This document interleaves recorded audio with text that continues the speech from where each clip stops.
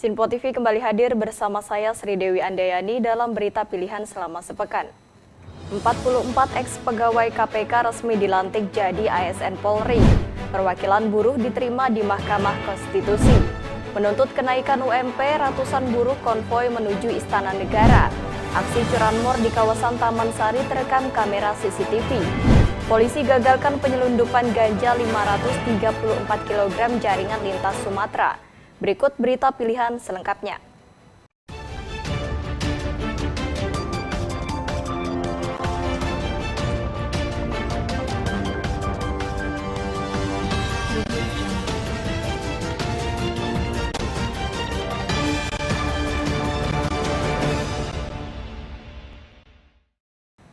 Sebanyak 44 ex-pegawai KPK telah resmi dilantik menjadi aparatur sipil negara Polri pada Kamis 9 Desember 2021 di Gedung Rupatama Mabes Polri, Jakarta.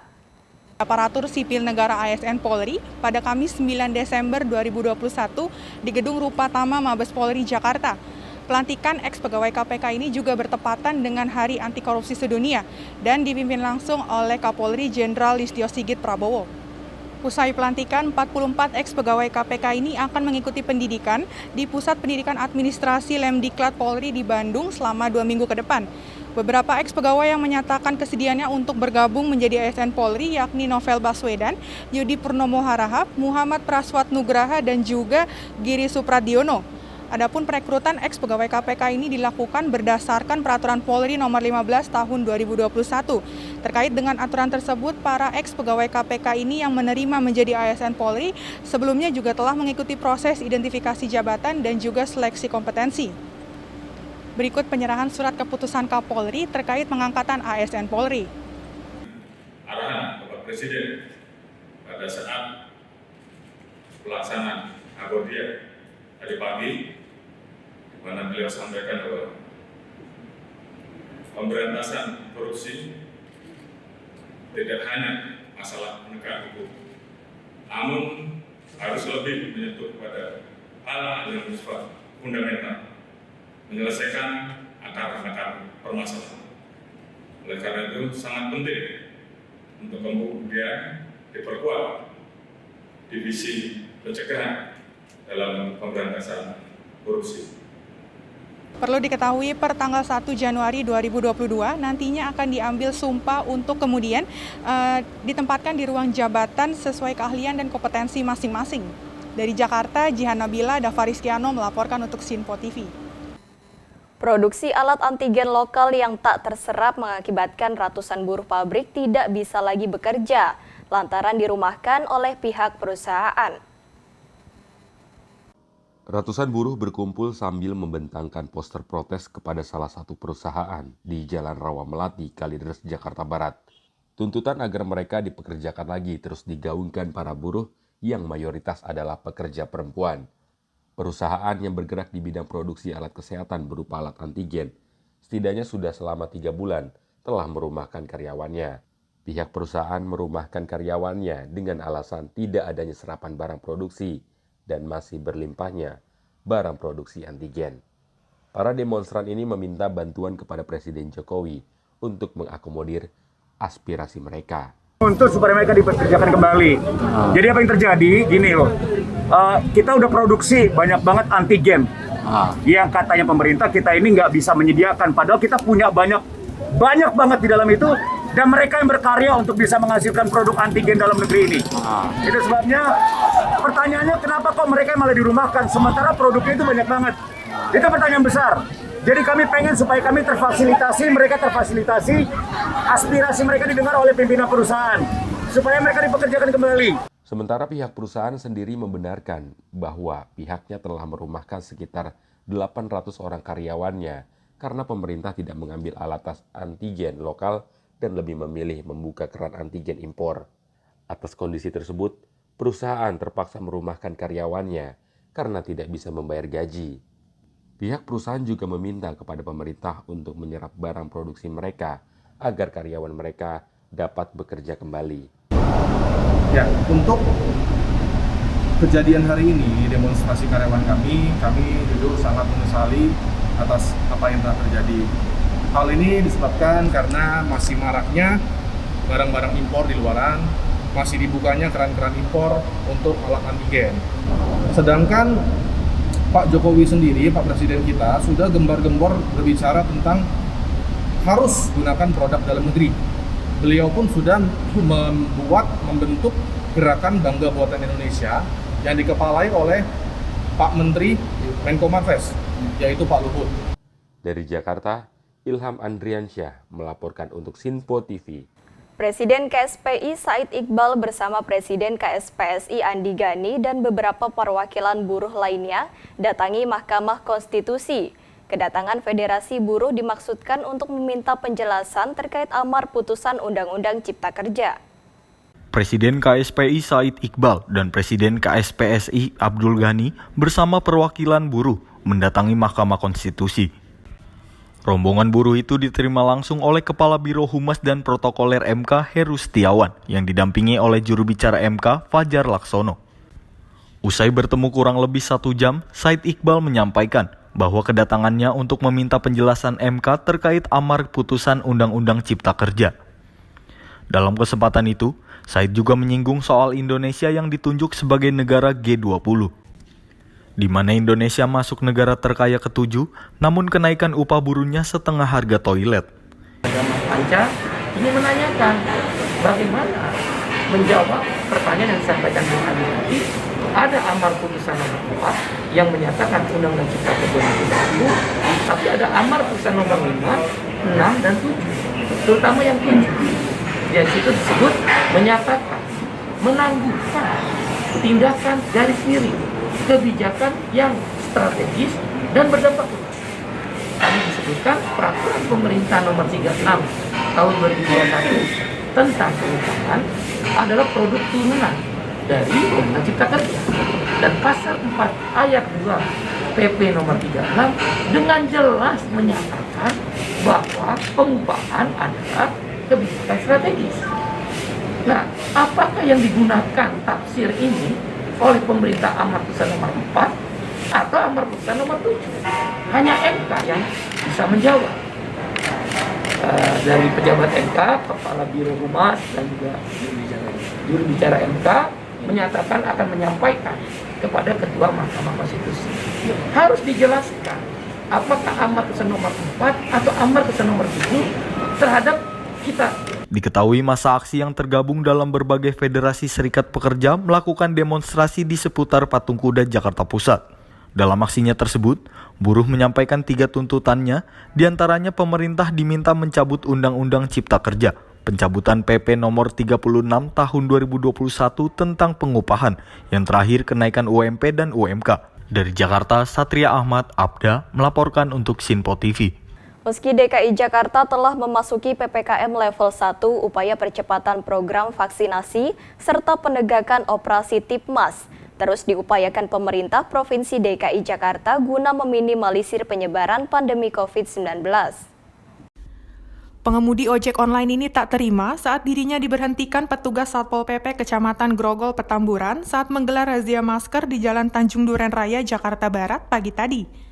Sang driver ojol ini kedapatan petugas tidak mengenakan masker, di mana masker hanya digantung di leher saat berkendara. Perdebatan keras antara petugas dan driver ojol ini pun tak terhindarkan hingga memicu kericuhan di saat kedua belah pihak terpancing emosi. Keributan ini pun sempat menarik perhatian pengguna jalan yang saat itu sedang melintas. Driver ojol ini bersikeras tidak mau ditindak petugas, di mana menurutnya saat ini pemerintah telah membatalkan PPKM level 3 di libur Nataru. Terburu-buru untuk mengantarkan pesanan makanan konsumen menjadi alasan sang driver menolak ditertibkan petugas. Meski demikian, petugas tetap memberikan himbauan untuk tetap mengedepankan protokol kesehatan di masa pandemi. Guna menghindari keributan yang lebih luas, akhirnya petugas melepaskan sang ojol. Berarti Bapak, ini orangnya nunggu. Ini orangnya nunggu. Standar kita, abang nggak pakai masker. Ini masker. Nah, tadi ke abang melawan petugas ceritanya nih. Hah? Anda ngerti bahasa Indonesia tuh bahasa Inggris sih? Yang udah ikutin aja koperasinya. Ini saya pakai masker. Tadi kan dipakai masker. Maksud Anda apa? Nyusahin orang? Kita ada dasar hukumnya kok. Ini ada 2 yang ada nyusahin ya. Sambil kita jelasin. Sambil dijelasin di meja. Dijelasin di meja. Dijelasin di meja. Sini di meja. Kota emosi. Sabar. Apa? Dijelasin di meja. Kenapa? Ikutin dulu. Ya udah saya ikutin, saya udah kepikir. Abang turun dulu. Keluarin. Bang, tadi kan ada perdebatan bang antara ojol dengan petugas, itu kenapa bang, nggak boleh tahu bang? Ya itu dia udah tahu salah tapi nggak kooperatif sama yang jaga, sama yang anggota. Akhirnya dia dikenakan sanksi, ya biasalah itu yang kayak di lapangan. Ya dia udah ngakuin salah sih, sebenarnya dia buru-buru. Ya ada itu pesanan sementara denda 7 yang sosial nyapu gitu. 30 ya. Sementara di sisi lain, razia masker di lokasi tetap digelar petugas, di mana sebanyak 30 pengendara terjaring operasi kali ini. Dengan rincian 7 orang menjalani sanksi sosial dan sisanya lebih memilih membayar sanksi denda. Dari Jakarta, Ilham melaporkan untuk Sinpo TV. Seorang pengendara sepeda motor tewas terlindas kontainer di Jalan Latumeten, Grogol, Petamburan, Jakarta Barat. Diketahui pengemudi kontainer melarikan diri pasca kejadian. Pengguna jalan yang sedang melintasi di kawasan Kamal Raya, Cengkareng, Jakarta Barat, pagi tadi digegerkan dengan seorang pengendara bermotor yang terlindas alat berat jenis kren. Korban diketahui bernama Muklis, warga Kosambi, Kabupaten Tangerang.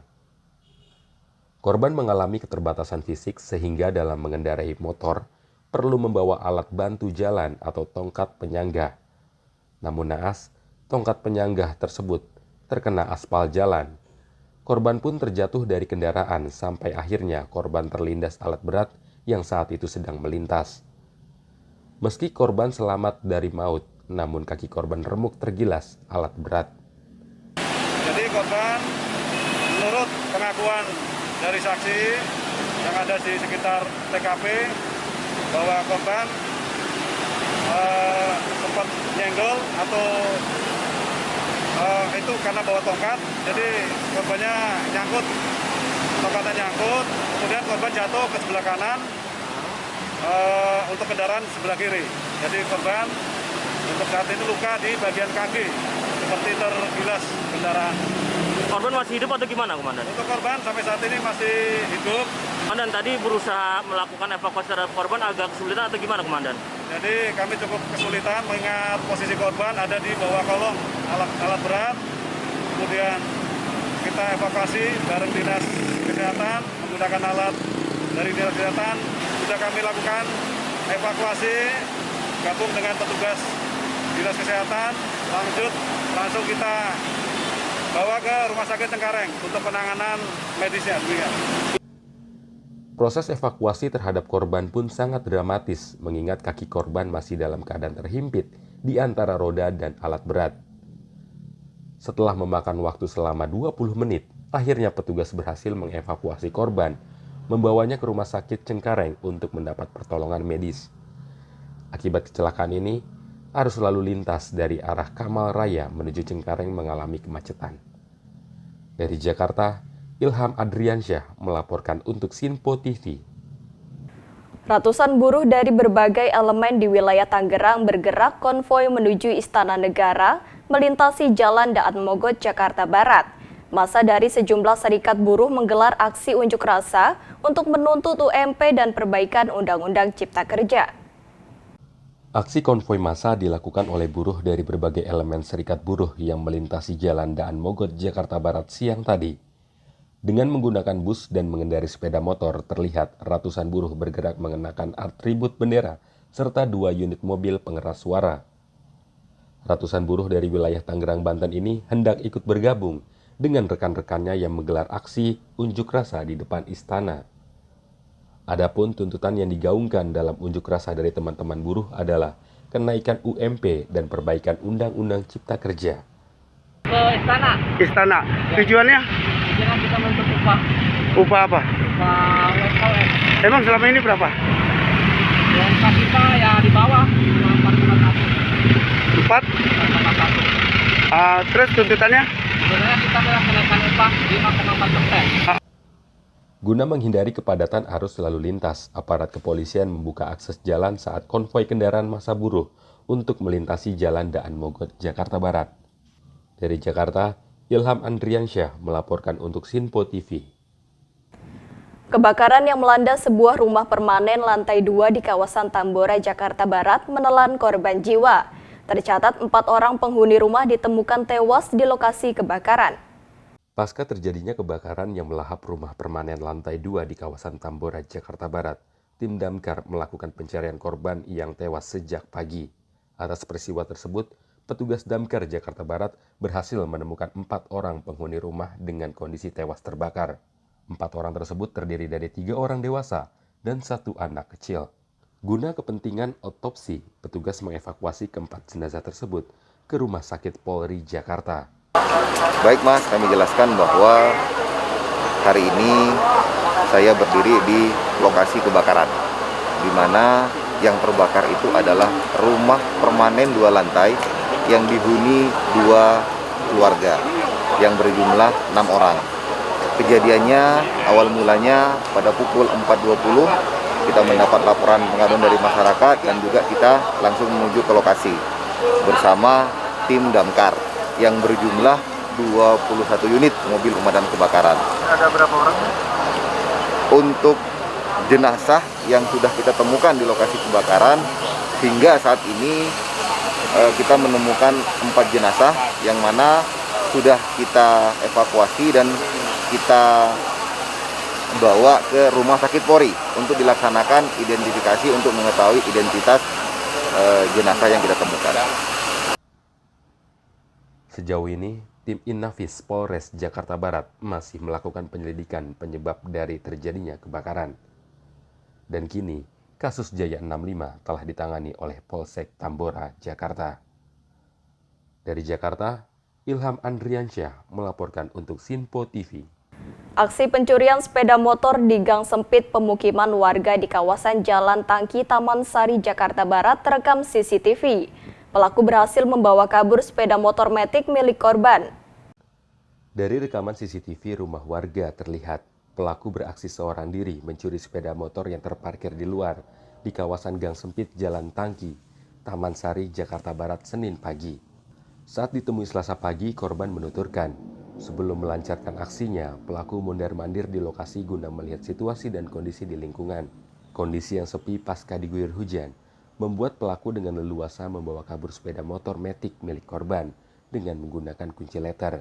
Lokasi ini memang rawan terjadinya aksi tindak pidana pencurian kendaraan bermotor. Ceritanya, jadi awalnya kan bapak saya tuh pulang kerja sekitar jam 9-an tuh. Motor masih terparkir di sini, biasanya kan di sini. Terus setelah bapak saya mau berangkat kerja, ngeliat motor tuh udah nggak ada, ya kan. Setelah dicek CCTV-nya itu sekitar jam 10.24 ya, itu ada yang ngambil. Kondisi pada saat itu lagi rame atau lagi hujan? Karena hujan kan? Iya, hujan. Posisinya hujan. Pas kita cek CCTV, ternyata benar ada yang. Atas kejadian tersebut, korban telah melaporkan kasus pencurian kendaraan tersebut ke pihak kepolisian Polsek Taman Sari dengan menyertakan barang bukti rekaman CCTV. Kini kasusnya telah ditangani unit Reskrim Polsek Taman Sari. Dari Jakarta, Ilham Andriansyah melaporkan untuk Sinpo TV. Satuan Narkoba Polres Metro Jakarta Barat telah menggagalkan upaya peredaran ganja kering seberat 534 kg di Mandailing, Natal, Sumatera Utara. Satuan Narkoba Polres Metro Jakarta Barat menggagalkan upaya peredaran ganja kering seberat setengah ton di Mandailing, Natal, Sumatera Utara. Dalam penindakan ini, polisi mengamankan 8 orang di mana 3 diantaranya merupakan pengendali jaringan peredaran ganja lintas Sumatera. Pengejaran Satuan Narkoba Polres Metro Jakarta Barat ke Mandailing, Natal, Sumatera Utara ini merupakan hasil pengembangan dari penangkapan 3 orang kurir di wilayah Bekasi, Jawa Barat beberapa waktu lalu. Di mana dalam penangkapan tersebut, Sat Narkoba Polres Jakarta Barat berhasil menggagalkan penyelundupan ganja seberat 279 kg ganja kering. Saat ditemui pagi tadi, Kasih Humas Polres Jakarta Barat AKP Taufik menjelaskan, dari hasil penggerebekan di lokasi, polisi kembali mendapati 255 kg ganja yang tengah dalam proses muat untuk dikirim ke Jakarta. Dalam penindakan ini, polisi turut mengamankan 5 orang di mana 3 diantaranya merupakan pengendali jaringan narkotika lintas Sumatera yang memang telah diburu polisi. Ungkap kasus sebelumnya ini pada periode awal September 2021 diamankan 3 orang dengan barang bukti 279 kg di daerah Bekasi, di mana dalam pengungkapan ini TKP-nya yaitu di Mandailing Natal, Sumatera Utara. Tim berhasil mengamankan 12 karung yang berisi narkotika jenis ganja dengan berat bruto 254,54 kg. Jadi dari dua hasil ungkap tersebut, barang bukti total yang disita sebanyak 534 kg dengan daya rusak ya, jadi jiwa yang terselamatkan dari 534 kg tersebut, daya rusaknya kita berhasil menyelamatkan sebanyak 1.272.725 jiwa dengan asumsi di pasaran gelap nominal rupiahnya kurang lebih sekitar 1,8 miliar. Untuk pemeriksaan para pelaku beserta barang bukti kini diamankan ke Polres Metro Jakarta Barat. Polisi pun kini masih menyelidiki keberadaan ladang ganja milik jaringan lintas Sumatera itu. Dari Jakarta, Ilham Adriansyah melaporkan untuk Sinpo TV. PT Transjakarta memutuskan 2 operator bus armadanya yang terlibat kecelakaan berhenti beroperasi untuk sementara waktu. PT Transjakarta memutuskan 2 operator bus armadanya terlibat kecelakaan untuk sementara waktu berhenti beroperasi. 2 operator yakni Steady Safe dan Mayasari Bakti. 1 bus Transjakarta bernomor lambung SAF025 dari operator Steady Safe menabrak pos lantas PGC Cililitan. Kejadian tersebut membuat 1 petugas patroli Transjakarta bernama Pipit Sumaryanto, 42 tahun, mengalami luka berat dan mesti mendapat penanganan medis di Rumah Sakit Polri Kramat Jati, Jakarta Timur. Sementara, 1 bus Transjakarta bernomor lambung MYS 17609 dari operator Mayasari Bakti menabrak pembatas jalan di depan Ratu Plaza Jakarta Pusat pada Jumat kemarin. Direktur Utama PT Transjakarta mengatakan, selama pemberhentian sementara waktu, pihak dari kedua operator tersebut melakukan pemeriksaan pada semua teknis kendaraan armada busnya masing-masing. Adapun jumlah bus Transjakarta dari operator Steady Safe yakni 119 kendaraan, sedangkan operator Mayasari Bakti berjumlah 110 kendaraan. Kemudian, pihaknya meminta kepada kedua operator untuk memeriksa kondisi fisik dan mental pengemudi. Sementara itu, pihaknya kini juga sedang melakukan perbaikan standar operasional prosedur atau SOP bagi pengemudi bus. Salah satu yang dipersoalkan yakni soal penempatan barang pribadi di kabin bus. 25 Oktober 2021 ada kecelakaan. Kita sudah melakukan evaluasi. Tadi kita sampaikan di slide terkait dengan mungkin slide 5 ya. Slide 5. Itu setelah kita mengetahui penyebabnya di rekan-rekan media bahwa ada pengemudi yang diduga sakit gitu ya. Kami kemudian waktu itu melakukan MCU, medical check up pada seluruh pengemudi yang ada. Nah, kemudian melakukan pengecekan kesehatan dan juga melakukan pembinaan pramudi. Seperti yang kami sampaikan tadi, pembinaan pramudi ini memang membutuhkan waktu ya. Jadi setiap operator dengan jumlah driver pengemudi yang banyak dan juga MCU yang masif dilakukan memang membutuhkan waktu. Nah, kemudian disusul dengan adanya 2 kecelakaan, insiden kecelakaan yang kemarin terjadi.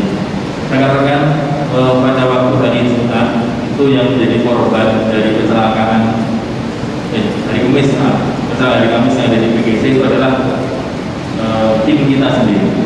Jadi namanya Pak Pipit, kemarin kami sudah menengok di Rumah Sakit Polri, sudah membaik kondisinya karena kemarin. Namun pihaknya ingin memastikan bahwa pengemudi bus tetap memacu kecepatan kendaraannya maksimal 50 km per jam.